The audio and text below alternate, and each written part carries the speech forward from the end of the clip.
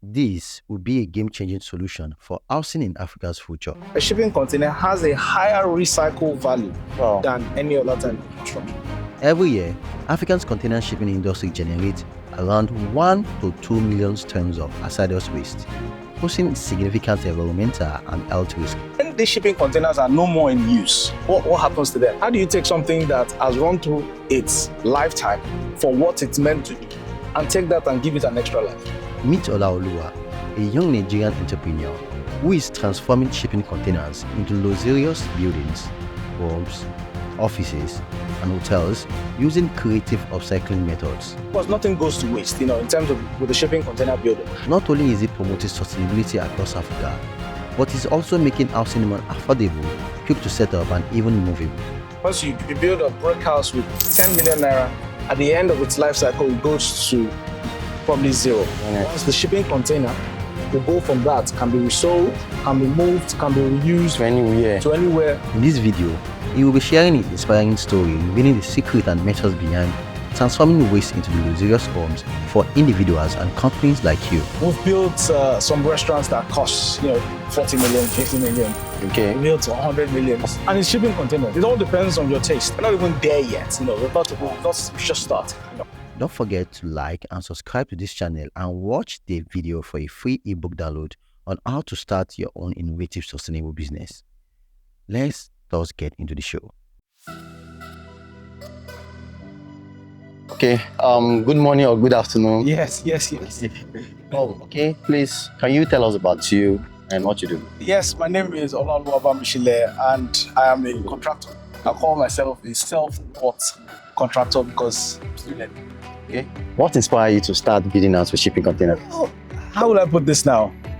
This is a very long story actually, this aspect of it, like the inspiration part of it. But let me just start with, I saw this outside. So, schooling outside Nigeria, I saw them in the UK and basically that was what kind of like sparked the idea. So what motivated you to live abroad, start your business in Nigeria? Opportunities, simple as that, one word, opportunities. How? Like you get more opportunities in Africa. Africa is probably the least developed of all the continents. So okay. I believe in putting yourself where you would flourish. Wow. Where there's less competition. We pack a couple of trees together. All of them are competing for the same. So you have to look at where you're able to. Where you. So the idea was to detach. I was in the UK for close to 10 years.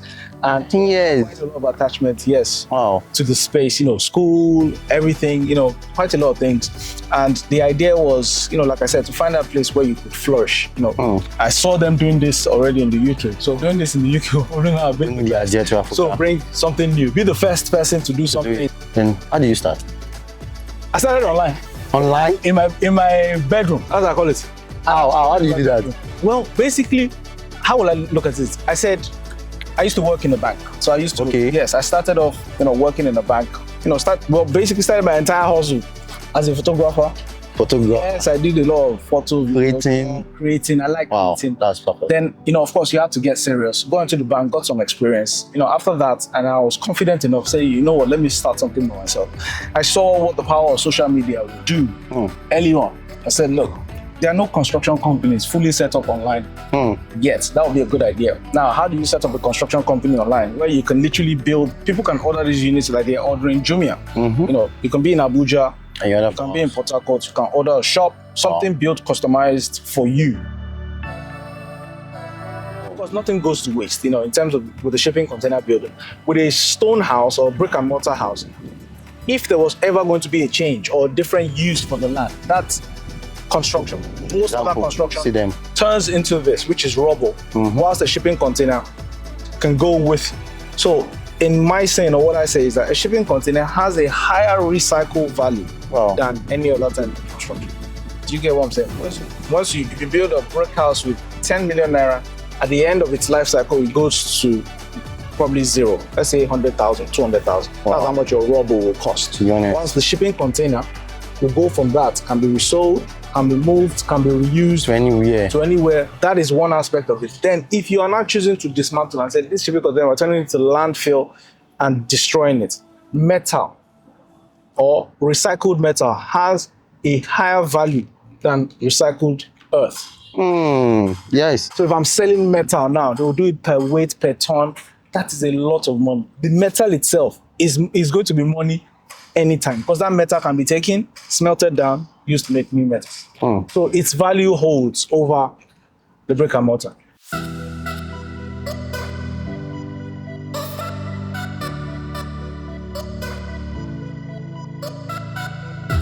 Predominantly what it's meant for, in my view, is for business. Wow. Think about business as a overarching reason why you would use a shipping container to build a house.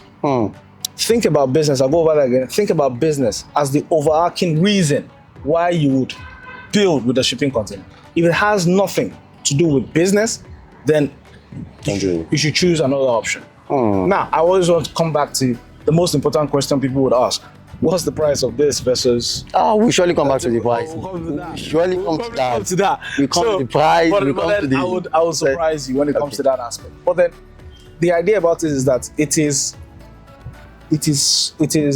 works best for business. Wow. You understand? So business now cannot be residential business. Exactly. It can also be commercial business.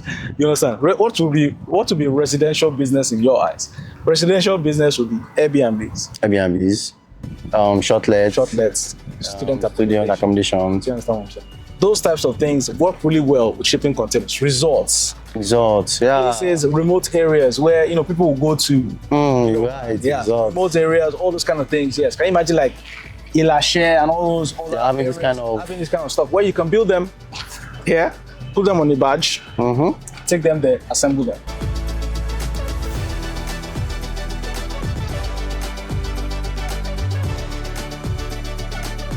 Once you learn this, I learned this maybe 3 months by myself. No teacher, no mentor. Online.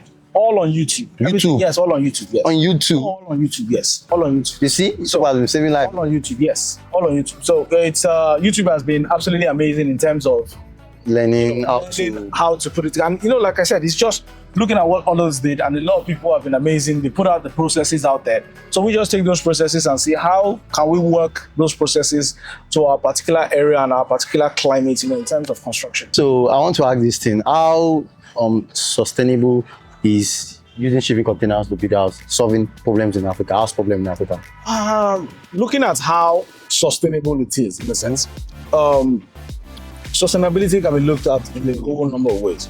Now, what we have is no raw material is, how will I put it, unlimited. Wow. No raw material is unlimited. That's why you see the prices of sand go up. But there's sand everywhere. Exactly. Do you understand? But it's not unlimited. So shipping containers is the same thing, they are not unlimited. But what we have here is something that has been built to move cargo across the oceans. Also, setting up or building one of these shipping containers is a very, very high carbon intensive process. Well, you need to smelt metal to get it to look like this. Exactly. So when these shipping containers are no more in use, what happens to them? You find out that they just left to rot. Drop it anywhere. Drop them anywhere. They are used, you can't throw them in some landfill somewhere. That is basically where our idea of sustainability comes in. How do you take something that has run through its lifetime for what it's meant to do and take that and give it an extra life?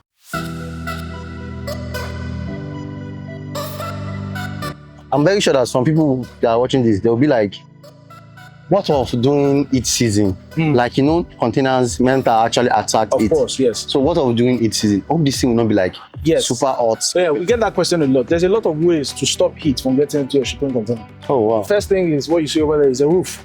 If you put a roof over your shipping container, there is no way sun is touching your shipping container. Once there is no sun touching your shipping container, then there's nothing for the metal itself to conduct. That is direct conductivity in terms of the sun touching the metal. Then you have to have radiated heat. That's thermal. That's thermal transmission right there. Okay. You're going to have the one that's radiated. That one you cannot stop it. So for shipping container buildings, the same way you build your typical house, because your stone house can also be hot. You build it the wrong way. You have those same techniques. We call it passive solar design.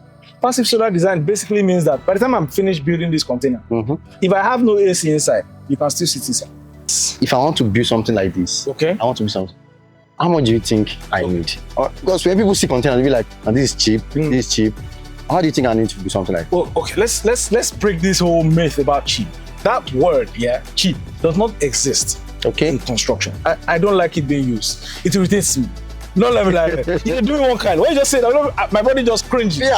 I cringe because you cannot. Look, I do construction. I can't even afford what I do. Telling you guys now, I cannot afford what I do. Do you understand? But now, very soon.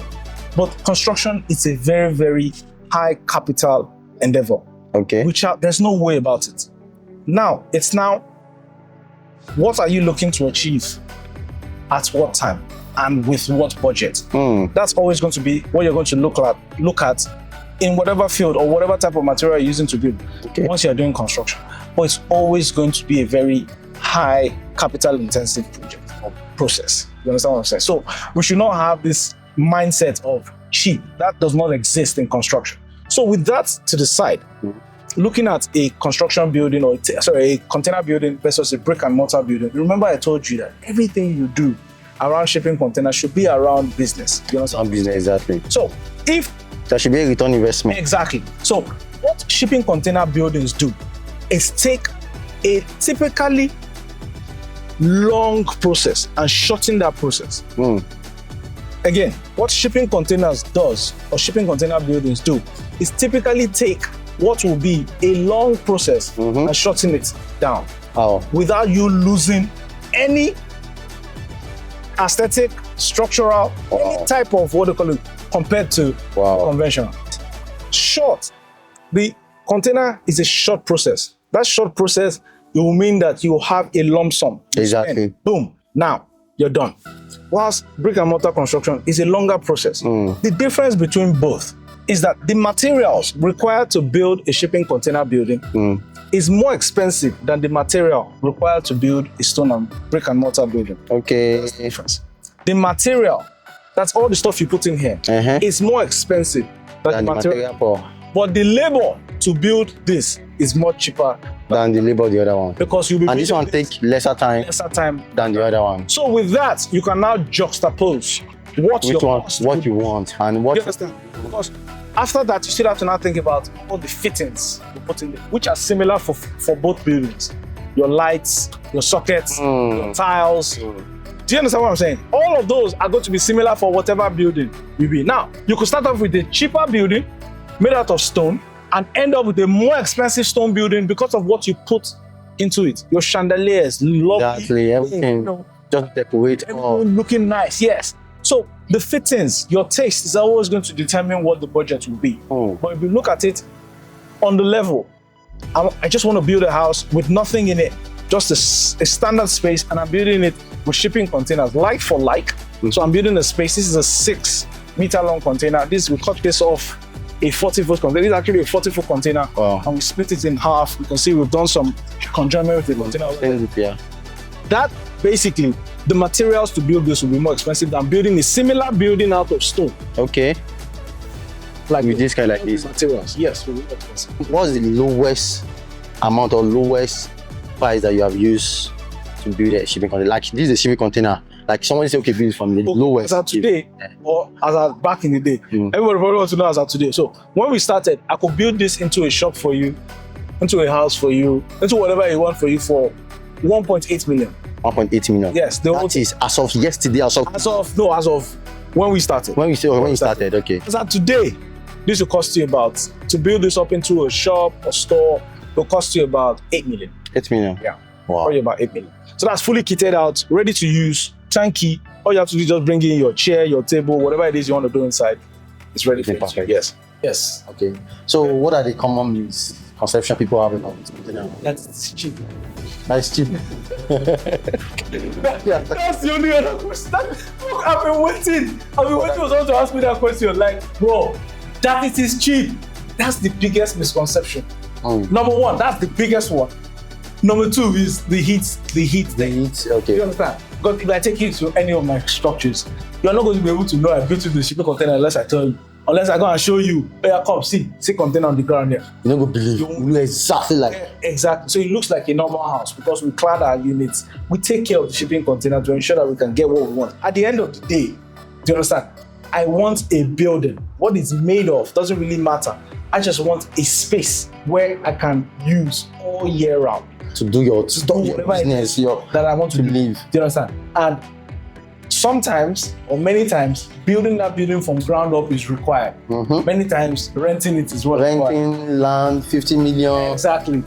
So instead of all of that, spending all of that money, I could go and rent a smaller space, put a shipping container there, get the utility I want from that space. If it's an office, And be your dream house. yes, it is yours. If it's an office, if it's a cafe, coffee shop, you get that utility, you make the money within that time to just use the space within that time, and then you can now move. Now, give us advice. We would want to start this kind of business. You want to start it now? Take out 3 months. Come and talk to me, because I don't think there's anybody else that'll teach you this stuff. Exactly, like going on. Come and talk to me, I'll teach you.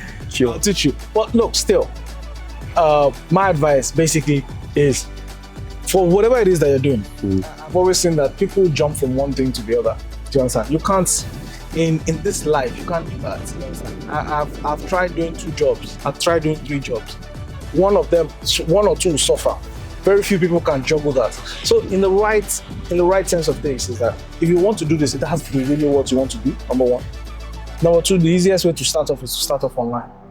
Once you can start it online, then you are something that would normally cost a lot of money to start becomes 0.